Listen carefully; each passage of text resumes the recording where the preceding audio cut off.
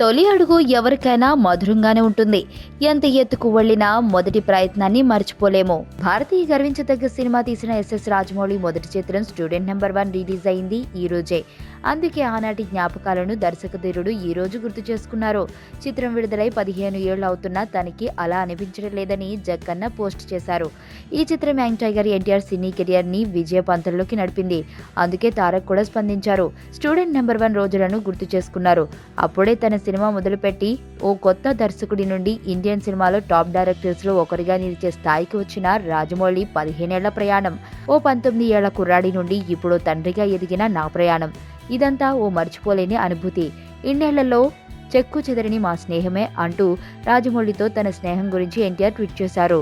వీరిద్దరి కాంబినేషన్లో ఇప్పటికే స్టూడెంట్ నెంబర్ 1, సింహాద్రి, యమదొంగ వంటి 3 సూపర్ హిట్స్ వచ్చాయి. మళ్ళీ తారక్ జక్కన్న కలిసి ఎప్పుడు సినిమా తీస్తారా అని ఫ్యాన్స్ ఎదురు చూస్తున్నారు.